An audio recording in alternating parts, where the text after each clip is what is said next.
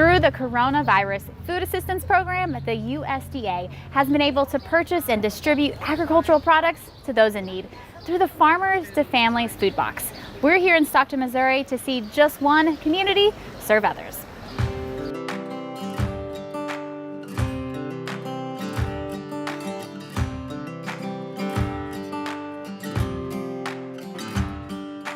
Dr. Snow, you have been a superintendent here in this community for a number of years, but it's also home.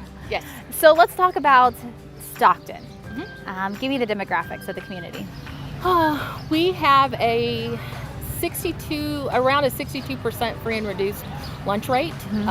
We have quite a number of unemployed people that struggle in our community. So the need for food is definitely here. So let's talk about how you learned about this USDA Farmers to Families Food Box Program. What put it on your radar? Well, I saw it on the news, and so I was familiar with the program, and I got an email from our Department of Education, and I saw the email and thought that would be a great thing for our community. So I reached out to our Stockton Area Ministerial Alliance Food Pantry, and they thought it was a good program, but they just really didn't have the capacity to deal with it.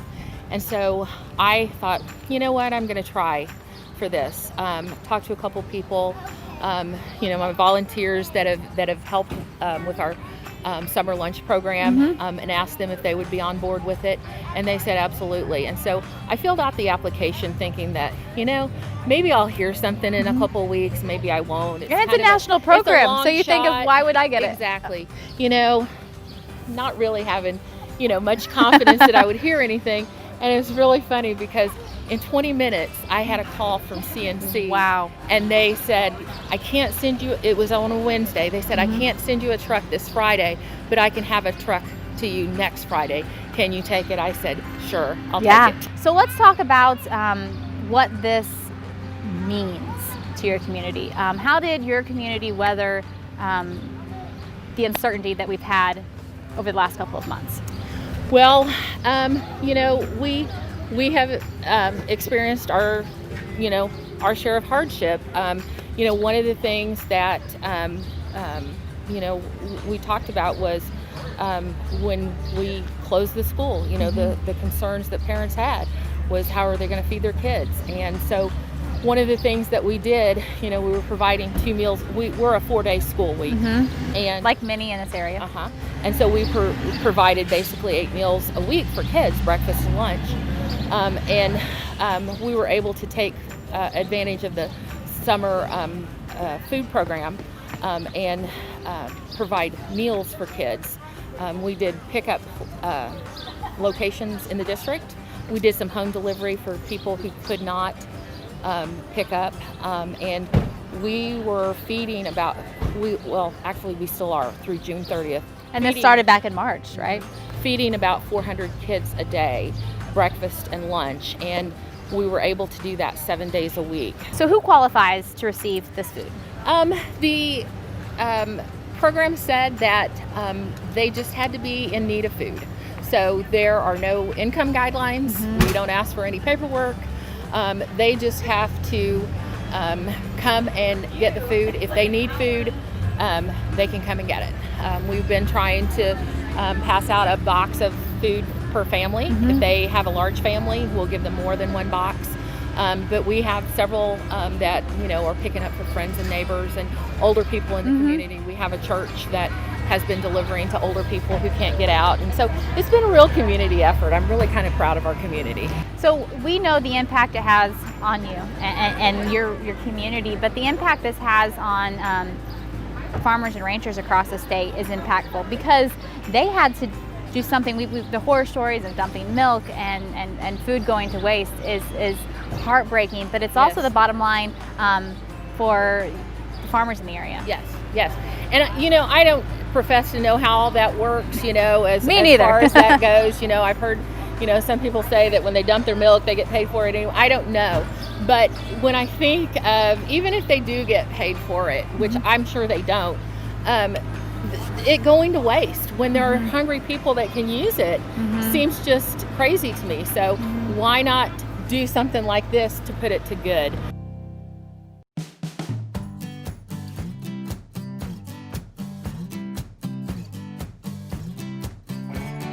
Going into the fall in this school district and many alike, what does it look like? You know, I know that it will be different.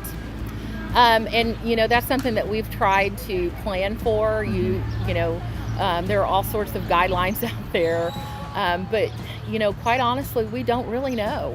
You know, we in education are kind of good at this. We have to plan for things that may or may not happen, and that's kind of the state that we're in right now. So, you know, my heart is with my administrative team and my new guys that are here trying to make those decisions.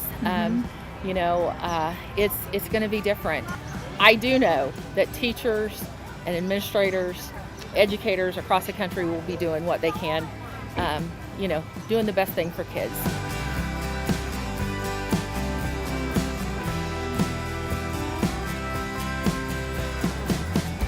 The cars are rolling in, boxes are being handed out. How many's on a pallet and how many boxes are you handing out today?